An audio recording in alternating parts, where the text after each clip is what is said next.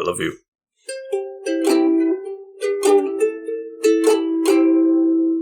Moonraker! Welcome back to the Couch Potatoes, to what I can only assume will be a short episode today. Maybe not. You have the power. You can scroll and look how long this episode is and know whether I'm telling the truth or not. I am the Green Traveler from Gorsh. Just like a D&D spell. I am the Faceless Leone. This is a podcast about movies and TV called Green and Faceless on the Couch. If you're a couch potato, welcome. You found the right place. And if you discover that this is the right place, that you and your soul are of the couch and made of a tuber, you can come on down to patreon.com/greenandfaceless. Nice. You did that so well. Did so I? Beautiful. Good. We have a little community of spuds growing, and it's That's so right. nice to watch you all blossom and bloom. That's and right. we're here for it. We're here for it. And soon the harvest will come. No, but the dues for the podcast hosts are coming up due soon, and yeah, it's true. It's true. And we are grateful to our patrons because due to their pledges, we are able to pay for that at the very least, and have just a little bit left over to pat ourselves on the back. To hopefully someday to like increase equipment, maybe get video cameras so we could be, we could have our faces attached to this stuff. That'd be creepy. That would be. Yeah. I We'd really have to put on our do human want skins. No. I think the opposite. I think we should show 'em. Okay, show the world. Show the world. God, you'd be so disturbing. People wouldn't understand what to do with you. I know. They'd be like, but there's no face, there's no lips. How's he talking? I don't understand. It is projected into your mind across the RSS. The weird thing is, like, you do have, like, features. Like, you have, like, eyebrow bumps. Right. And, like, there's, like, a hint of a nose, but, like, no lips, yeah, it's like no clay. eyes. Like, yeah. It's like somebody forgot to weird. put the final features on their sculpture. that was me as a kid. I was that kind of artist where I'm just like, well, I'm done. I'm like, that's you were it. talking about your physical stature. That too, yeah, that is true. Gorshins, yeah. Gorshins just look like that. No, we don't. But no, I was like, the artist, the type of artist that I'd be like, I finished it. That's my work. And the teacher would come over and be like, I could use some more detail. Don't you want to take, we still have like 2 weeks on this project. Don't you want to take some more time, make it look nicer? And I'm like, no. I'm tired of this. There was this, I was making... a quiet quitter of an artist. Yeah, same here a bit. There was particularly this one project where I wanted to make a sword out of a dowel rod and plaster, and the teacher was down for it. That sounds pretty awesome. Yeah, and I got so far with it, and it just was taking up so much time just to build up the plaster so that I could carve into it that I got mad, and then I swung it onto the table and destroyed it. And she was so mad at me. She's like, "What are you doing?" And I understand now.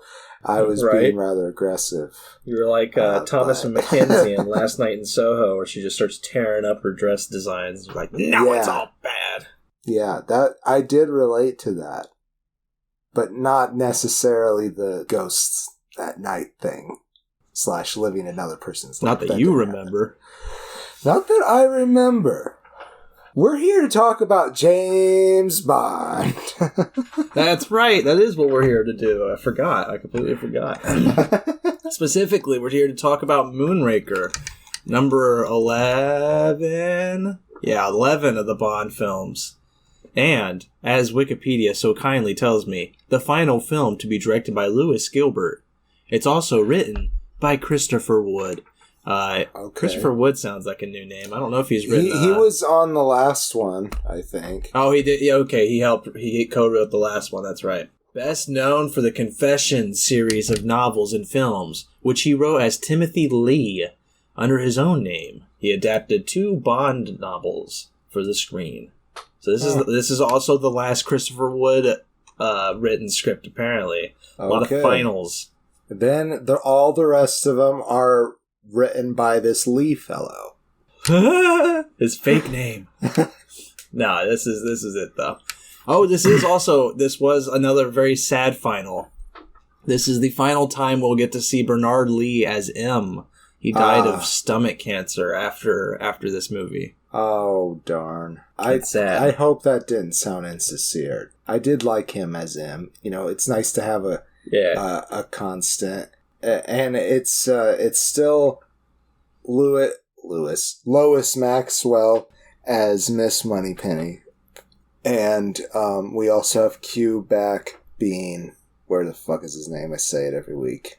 Desmond Llewellyn. Thank you. There it is. And now I can find it after you said it. Thank you. Yeah, this Moonraker starts off very exciting. I'm going to come right out the gate and say that I had to watch it in 2 sittings. Just because of schedule, not because of frustration with the movie or boredom. It was just, there came I have to watch this. I only have an hour tonight. I will say the second time I watched it, the second night that I was watching the back half, might have fallen asleep 2 or 3 times. Oh, did you? And, I had to keep rewinding the damn thing, and it was starting to make me mad because I would fall asleep and be like, man, why can't this movie just be better and keep me awake? God damn it. But that first half was great. I watched the second half this afternoon, and I still enjoyed it. I thought I was entertained throughout. I'm sorry that you were put to sleep. There was a moment, and when we get to that moment, I'll explain why. But there was a moment in the movie where it flipped for me, where it stopped being I was enjoying it a lot and having some fun, and then something happened. I was like, "Oh, dang it!" And then it just became another Bond film, and I was like, "All right, this is all right still. It's okay. I'm not gonna say the back half's not bad. Yeah. It's just I don't know." But it opens up with Bond on an airplane. I think he's making out with somebody, and she pulls a gun on him. Yeah. And then random people come flying out of the airplane. There's 3 more guys that come out and start fighting Bond. And it's a pretty crazy fun fight scene. And Jaws comes out. The return of Jaws. The revenge of Jaws. Jaws' revenge. And Jaws is still played by Richard Kiel. Yes, tandem. What a lovely man. Yeah. I like him. I was so happy to see him back. I him in this movie. I loved him so much more in this movie than the last one. Yeah, he was so much funnier in this film, too. Yeah. They allowed him to just do, random small things that allowed him to just be kind of funny. Yeah, it made him more of a character. Yeah, exactly, yeah. And he's still mute. He's still a mute character. Until... I will spoil and say he has one line at the very end. And at the very beginning, though, he comes out, he's fighting Bond. There's another guy on the plane, too. Bond ejects that guy. But he was wearing a parachute, that guy was. So he just keeps flying. He's not scared. He's like, I got the parachute, I'm okay. But Jaws in the plane, Jaws forces him out. Yeah. Forces Bond out, specifically. Sorry, playing the pronoun game there. But he forces Bond out in their fight, and Bond doesn't have a parachute. And he's just falling. And honestly, that was a very riveting scene. I was actually really this is fun. I'm enjoying this opening fight scene. The last 2 had some pretty good opening scenes. I'll give it to him. And Bond, it's kind of fun because Bond has to, propel himself forward to get the other guy's parachute. Yeah. And I texted you because there's a very hilarious moment because Bond comes up from behind him to get the parachute and he grabs him around the knees, and with their momentum, that guy's ass goes right on the Bond's face. I just couldn't stop laughing. I forgot to look because it was a couple days after you sent that message.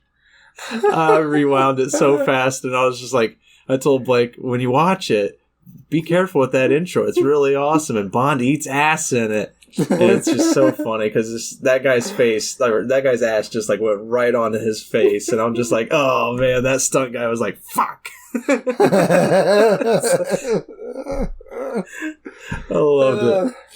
But he does get the parachute. He does have an in-air fight with Jaws, because Jaws jumped out after him as well. Yes. And yes. It's a funny thing. But then I had a very sad moment and a very scared moment, because Jaws, his parachute doesn't work.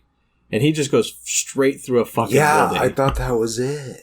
Yeah, I thought that was it too. I was like, oh man, he's only a cameo appearance for the beginning.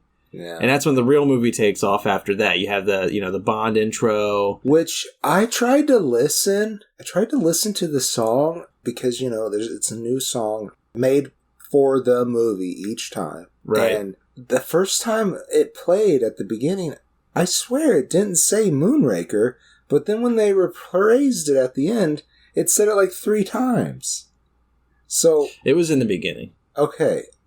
Then I just wasn't paying enough attention. Yeah, I don't really like that song, honestly. I haven't listened to it since that was the first time I listened to it, honestly, was this movie. And when I finished it, I was like, that was all right. That was no you live and let die, Yeah, of course, yeah. I also thought that the Diamonds Are Forever song was better too. That's true. I mean, not to knock on the song, it's still a good song. I don't plan to go back to it. The other song, some of the earlier songs are not good. Sorry. Yeah, I don't remember a lot of them, honestly. No, me either. The Goldfinger is the only one that I remember. I just remember the sequences. The sequences are always fun. Yeah, but the last 2 were too similar. The last 2 were just naked women jumping and doing flips. Yeah. And occasionally, twisting around with a gun in their hand. Yeah. And then Roger Moore will be there fully clothed. Yeah, exactly. Oh, man. I will say I do like Roger Moore still. The first 2 movies, I wasn't really kind of feeling it. Now it seems like he's kind of finding that comedic charisma swing. Yeah, he's getting in the groove. And honestly, I will be honest, I don't really remember the plot too much of this movie. I know this rich American guy stole. I don't know if he's American, but you're talking about Hugo Drax, played by Michael Lonsdale, and he is an industrialist, but he also is very fascinated with space and manufactures the shuttles for NASA. I just figured he was English or he was American because when Bond comes to visit him, he's just like, here, we're about to have, the one good thing your country brought mine, or he doesn't say mine, but brought to America, tea. It's just like, oh, okay, Yeah, he makes fun of their culture a lot. I think he said to the world, tea time. And he talks just like this. I am Hugo Drax. Dude, I could have swore I knew him from something. I Michael swear Lonsdale. I did too. Because he just looks familiar. Because the way you're how he acted as you're portraying, and then his looks alone, and he just looks so familiar. But I looked through his filmography and I just didn't know anything. So he himself is French, so he might have been playing a French guy, but because they kept on talking about how they imported the buildings from France and then rebuilt them brick by brick on his complex. This is how rich this guy was. Anyhow, one of his spaceships that was being on loan to the British government was hijacked while it was being transported by 747. So it was assumed that it was just a plane crash, but they couldn't find the Moonraker, which is what these specific type of shuttles are called. And they're designed to come in on re-entry and then land like a plane, like our shuttles are. Well, our more recent... Whatever. NASA's dead. We all know it. Oh, I thought you were talking about Gorshin shuttles. Yeah, Gorshin shuttles are like that. Oh, yeah, they are. But yours are much better because you don't do any of the burn on re-entry. You guys have figured that out. So yeah, we got that time warp stuff. It's nice. Yeah. Just shoot through space-time. I do use a little bit of time warp jelly for breakfast sometimes. Yeah. Pretty radioactive. I don't know about that. Well, I figured I'm probably, fairly radioactive on the inside anyways. Yeah. It's like a dead zone. Everybody gives off a little bit, but when you wave the Geiger counter in front of me, none. Yeah, your doughy body just consumes it and crushes natural radiation. It's crazy. Yeah. I'm like a natural filter. In fact, that's why they were developing me. But then all of a sudden, I formed into a body. And they said, they're like, fuck. Shit, we made a sentient being. Shit, we can't spread him around a fucking nuclear plant. Yeah. Not again.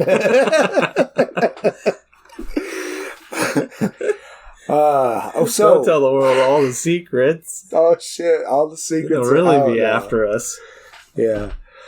So, here we are. Bond goes to Drax's complex to figure out, see if they might know anything, And immediately Drax is like, he says to his henchman Cha, who's played by Toshiro Suga, and he's definitely trained in Bushido, which is the sword play that he does, but he also seems to be trained in other martial arts as well. And he tells him to make sure he doesn't leave alive. So obviously Drax is behind the plot that stole the Moonraker. You know this within the first 20 minutes of the movie. Damn sinister billionaires anyways. Yeah. I have to say that the plot in this movie, the evil plot, is a little bit too similar to the last plot to me. Yeah. It's almost the exact same. It's just in space instead of and underwater. with poison gas instead of bombs. Yes, and with poison gas instead of bombs. They just changed the vehicles, but the story is the same. Except for this guy wants to build a super race. And that guy was more like, I'm tired of what the world is doing to the oceans. Well, the last guy wanted the world to become living underwater. He was going to kill most of the population and force the rest of the population underwater was his plan. Yeah, and then and I think he was like, and then maybe they'll take care of it.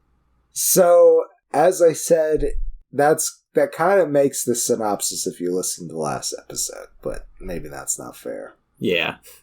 It's pretty close though, but this is also where I stopped having fun with the film was so right off the bat, Drax is like, kill Bond. He's like, go. He says to Cha, he's like, go kill him. And he goes, and Bond is put into a centrifugal chamber because he meets, does he meet Holly Goodhead there? Is that where he meets her? Yeah, she's one of the scientists unloading from NASA. She's a doctor. Yeah, with the name Holly Goodhead. I mean, come on, guys.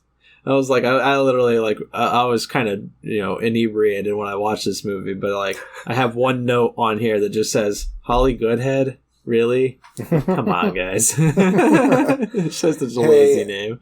It's still better than Pussy Galore. It is. Yeah, it is. So, I will say that with Holly, that she is at least a competent character. Which that is true. Is rare. That was one of the fun things, though, is she's making fun of Bond because Bond is he wasn't expecting a female doctor from NASA. And so he was shocked, and she's kind of just being like, ha, this guy. She's like, okay, I'll test his ego, and she's like, how about we put you in the centrifugal chamber, and you can see what it's like. And she's like, here's the coward button, you hit this button if you want to stop. Most people make it to 3 Gs or something before they wimp out. And she runs the whole gambit down to him too, what happens at 7 Gs, what happens at 12 Gs, and it's at 20 Gs you die. Yeah, pretty much, yeah. And Bond is just sitting there the whole time, just okay, don't show how scared you are right now. You gotta be the man. That's a little scary. So just to clarify though, for physics sake, the button is if you let go of it, it turns off. Because usually some people pass out before they say, I want to give up. But in the movie, it's not presented that way because he's not holding onto the button. He has to jam the crap out of it. No, he's holding onto it. He lets go of it and nothing happens. Then he starts pressing onto it. Oh, okay, gotcha. But that's what happens is he gets put in the chamber and it starts going around. But Cha tells the technician to leave, and Cha takes over and just keeps upping the ante and making it going faster and faster and faster. And I would hate Bond it. does get out of it in his normal Bond ways. But that's where I was really enjoying this film, because finally we have a Bond villain who has Bond at his hands. And instead of being like, take him 2 states to the south and 1 state to the left, and then kill him on an island with crocodiles surrounding him, this guy's just like, make sure he dies. That's it. He's just like, just kill the guy.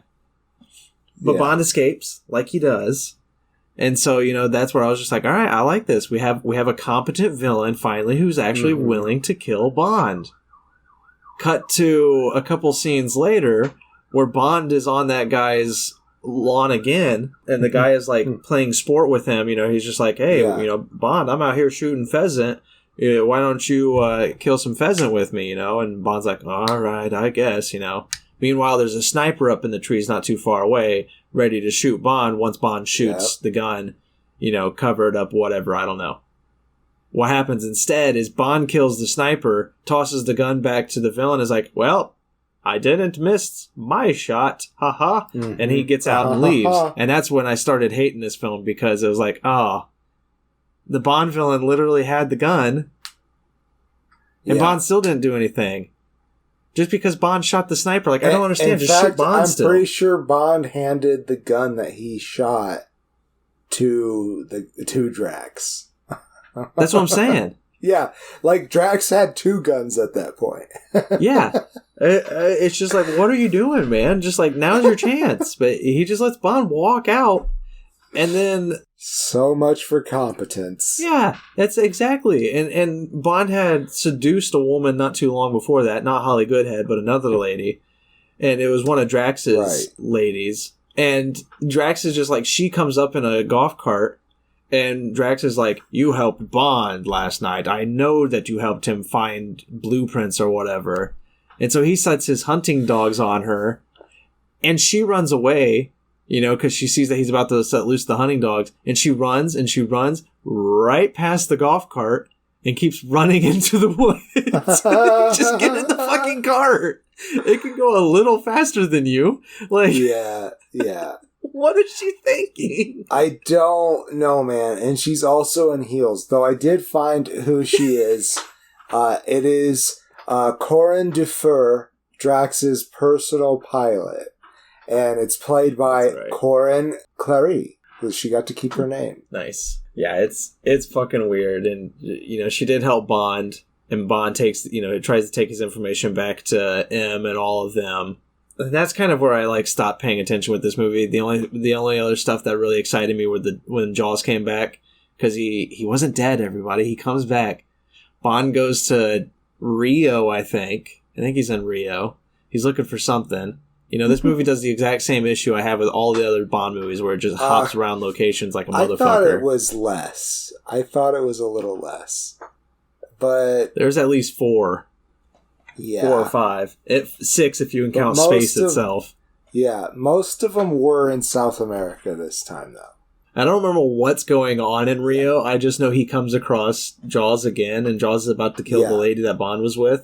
Yeah. Was it Goodhead at that time? No, it was a third mistress? Yeah, it was a third. It definitely was. And she was Brazilian. At least she was being presented as Brazilian. I'm trying to find her. Oh, Manuela? Yes, it is. Emily Bolton. Okay. There's no picture of her there. But yeah, Jaws is about to kill her when Bond notices, and he jumps down onto Jaws. She was born in Aruba. All right. And Bond jumps down on Jaws, and he's just fighting them. And it's another kind of funny fight, because Jaws definitely has the upper hand. He's stronger than Bond. He might not be as fast, but dude's scary. And but then there's a festival or something going on, and they go right down the street where they're fighting, and they just sweep Jaws away. They're just they start dancing with him and pulling him away, and he's just in the back, as he's fading away from the camera, you can see that he just shrugs and starts dancing. He just goes with it. I love it. It's so I good. love that. Every part with Jaws was so good. If anything was less than fun, that's not the right thing to say. I think my least favorite would be the airplane scene at the very beginning, All the rest of them are pretty great. And every time he showed up, I looked forward to it. I don't want to tell him every single time he shows up, but... We do have to talk about the big one, though. The space one? I mean, the biggest one is when he is thwarted by Bond, and in the thwarting, once Bond has run away and Jaws is left back in the rubble, he meets this lady, yes. Dolly, played by Blanche Ravillec, and it's love at first sight. Yes. I don't know what she sees in Jaws, but something about the gleaming teeth, the beautiful shiny metal teeth. She's just like, hell yeah. Yeah, it's just like, so she helps him out, and he looks over and he's pissed because he's got in a big accident, and he looks over at her, and then she's like, oh, you're so pretty and you helped me, and she's got these pigtails. It's so funny. Yeah. And also, because it's a so James nice. Bond movie, her breasts barely fit in the dress she's wearing. But that's the same with all of the trainee outfits for the women. Like the men's are are perfectly, cover them perfectly well, but always the women's. And I did like that though, because it's just like, he's just like Bond. He's just a mercenary for hire. I mean, Bond isn't for hire except by the English government. Right. But Jaws, we find out has been hired by Drax. He's not just randomly popping up. There was an altercation where Cha was disposed of, and Drax needs another henchman to do all of his dirty work, so he hires Jaws. Right. I thought he was on revenge for the last guy. That's what I thought too. But that is not the story that unfolds, and I actually really like what happened with Jaws. I really do too. I thought that whole ending. It's so goofy, but it's good. Yeah, I really like the ending because everything that happens in space, I think is pretty decent. Yeah. It's not. Yeah. As you said, it is the last movie's story, pretty much verbatim. Yeah. But I still enjoy it. Yeah. Especially... There's a laser fight. The very, very ending. Oh my god, the laser fight, yeah. Oh, man. It's weird. I guess to wrap up, I do want to say that I enjoyed it. I give it 2.5 stars. I think it's fun. Beats the first two Roger Moore films, at least, and The Lazenby still. Doesn't quite live up to the last movie, in my opinion. I still like the last movie more. Yeah. But I really enjoyed the ending of this one. I thought it was one of the funnier endings. I will go ahead and spoil it just because I want to laugh about it. And it's like, after it's classic Bond. After they've stopped the world from being exploded, he's romancing. He's getting it on with the Bond lady that he's with. And this one is Goodhead. And they're in space. They're in 0G. They're floating around, making love in the air. And we cut to M and all these important higher up peoples of the government and all that kind of stuff, all sitting there and they're like, we're about to receive video connection with Bond and talk to him about what happened and get a debriefing. And it's so important. This whole thing is so important that we've patched this conference in to the White House and to the Queen of England. And the guy is he's like the parliament member or whatever that is in charge of MI6 or something. And he is like, oh, that's a good idea. Yes. Great. M knew better. I don't know why M let them do this. Yeah, why did M let them do this? He's in the room. Oh, man. The video comes up. You clearly see Bond and Goodhead going at it and, in the air, just floating and having a good time. And it's just the funniest fucking line. Because that head of the M or whatever, the head of MI6 or whatever, is just like, what is he doing? Yeah. And some technician guy is just like, no, I believe, sir, he's attempting re-entry. It was Desmond Llewellyn. It was Q. Q says it. Oh my god, was it Q? It was. That's good.